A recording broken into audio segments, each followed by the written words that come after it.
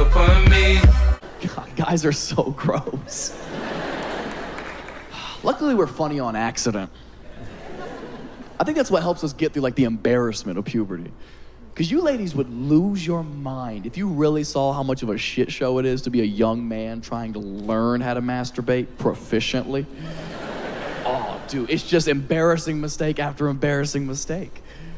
And, I mean, I suppose nobody understands the difficulty more than women, because how y'all figure out your own little fidget spinner on your own, I'll never understand in a million years. Y'all are just thrown to the wilderness with no owner's manual or nothing, just forced to figure it out for yourself. And you do, all by yourself. And I'm so proud of each and every one of you. I really am.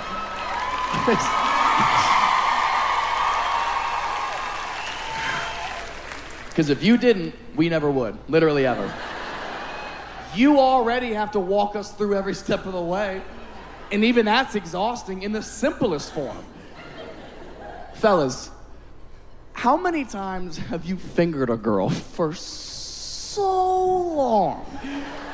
You wake up the next day like, did I go fucking bowling last night? Did I indoor rock climb for 9 hours? I'm walking around the next day pointing at shit like Spider-Man because I can't straighten my tendons anymore. I can't grip shit the next day. It's like, great, yeah, you came and I got cerebral palsy. Awesome, yeah, that hurts, man. You ladies are very strong. Good job. Yeah, women definitely have it harder. There's no argument there. I think men just have it more embarrassing because we don't take anybody's advice.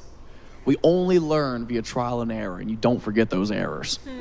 Every man in this room has been caught, whether you know it or not. You're not as sneaky as you think you are. And it's good, that has to happen. You have to figure out your system. You know, now as an adult man, every guy in this room knows how to do it, where to do it, when to do it, how to adjust according to time zones and solstices. There's a whole rigmarole that goes on, but we have to figure that out the hard way, you know? And thank God I never got caught, like, in the act. I don't know how I would have recovered from that, but I do remember getting caught with porn for the first time. And I was, oh boy. I was 12 years old. And yeah, in my defense, I wasn't looking for porn when I found it. I was looking for Christmas presents in my parents' bedroom. Because it was middle of December. And when I get home from school, there was always a couple-hour window before my mom would get home from work first, right? And I knew they had been Christmas shopping. So, of course, I broke into their room. I was snooping around. First place I checked was under the bed. My bed monster was under there like, oh, you looking for another bitch? And I was like, not now, man. Different mission, okay?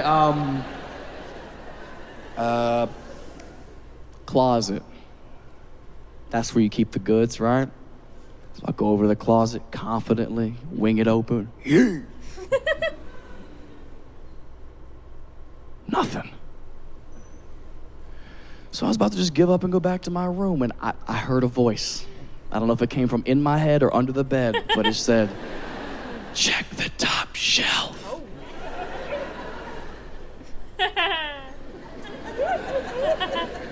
So I did. And at first glance, it was a typical top shelf of a parent's closet. It was some blankets folded up at the front, some hoodies to the side. But what caught my eye was a piece of blue cardboard sticking up from behind the blankets. So I brought the blankets down, and it revealed this gigantic Bud Light beer box. Like one of the huge cases. You know, like the 64 can counts of Bud Light? Do you guys have stepdads? You know the ones I'm talking about? Yeah, the this ain't my real family case of beer. But I knew, even at 12, I knew. I was like, that's not where beer goes. I bet you there's presents in there. And boy, was there. Bro, I brought this box down. It was the biggest box of porn anyone has ever seen. It was a whole box filled with like 40 VHS tapes that my stepdad had accumulated over his career, I guess. And I'm just sifting through them, you know, they're all labeled different weird things. One of them was like April 2003, which was terrifying because that's my mom's name. I was like, June, July, August better be in this bitch somewhere. Like, this better be a timestamp and not therapy forever. Couldn't risk it, chose a blank one off the top. I put the box back, put the blankets back exactly the way I found them. I ran to my room with it. I had a VHS player in my room and I watched it. Oh. A lot. The first one was for me, obviously, treat yourself, you know. But after that first time, I was really in there just taking down notes. Because not a lot of women really know how important porn is to the learning process of a young man. Because before we see porn, we don't know anything. And we really pretend like we do. So this is a bombshell of new information to try to absorb, man. It's very confusing as well, because when you're that young and inexperienced, you have no idea that porn is not real sex. At that age, you can't even fathom that those are two totally different things. After I watched this one movie, I thought you could only have sex with 5 other people. I thought all sex was gangbangs. And I was like, I need more and better friends. Not Alex. That always ties up everything. It's also a lot of positive information that we do need, because we're so stupid and we're so confident at that age. You ever talk to a middle school boy? We're all like, I fucked 100 girls last recess, bro. You're a virgin. And then we'll finally see porn a year later and we're like, oh shit! Pussy is so much lower than I thought it was. But before we see porn, every boy thinks a pussy is right here, dog. Like we think we walk dick first into your belly button, and that's what doing sex is, you know what I mean? You hope she got an innie.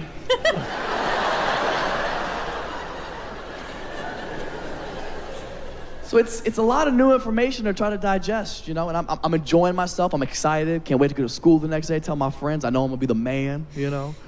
But because I was so caught up in the excitement, I made the biggest rookie mistake. I didn't even think to put it back. I put the box back, I put the blankets back, but I was like, he's got plenty. He's got plenty. There's no way he's gonna notice one missing, right? Wrong. The same night, dude, around 11 p.m. that night. I didn't even get this tape for 24 hours. I'm in my room, I'm packing up everything for school the next day, backpack's full, I'm crawling in bed, I'm fucking exhausted from all the notes.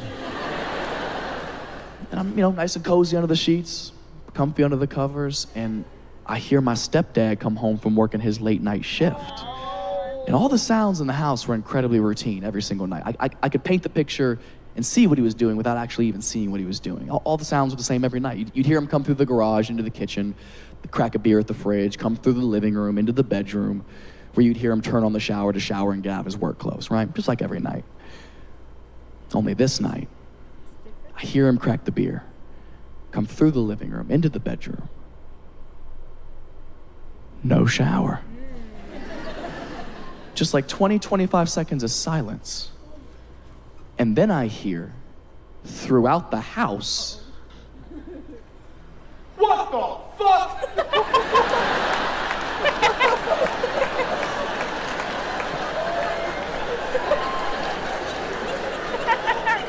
And I'm in my room like, that could be anything. I hope my mom's cheating in there. I hope he walked in on 5 other people in his house.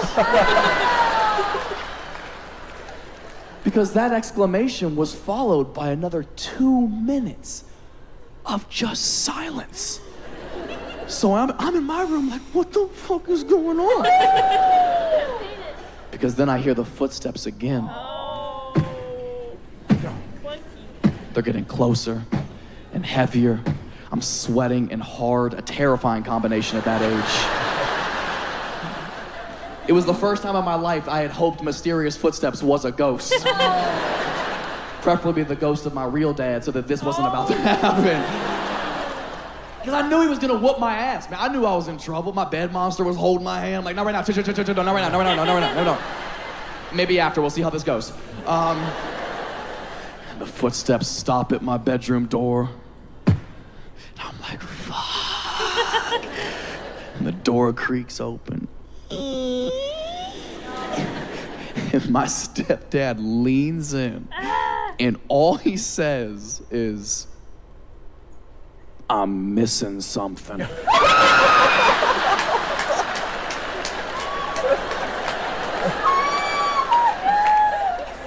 I know you know what I know. And when I get home from work tomorrow, I want it back and rewound.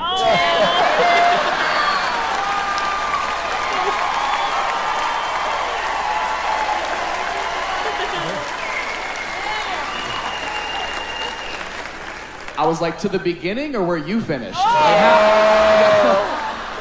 We gotta come up with some kind of time system now. You know what I mean? This is our collection now, okay? He was like, you wanna be grounded? I was like, you gonna keep me in my room with this movie? I guess lock me up, you know what I mean? All summer, baby, I'm good. It was a real turning point in he and I's relationship, because my stepdad and I hated each other. We had nothing in common, but we finally had a thing. You know, like I finally had leverage for once. Neither one of us could snitch on the other person without losing everything. You know, it was nice. I was like, you can either beat me or your dick. You ain't gonna do both, okay? Deal? Deal?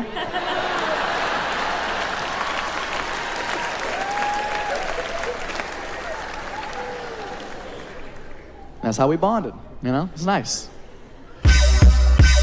Many men wish death upon me.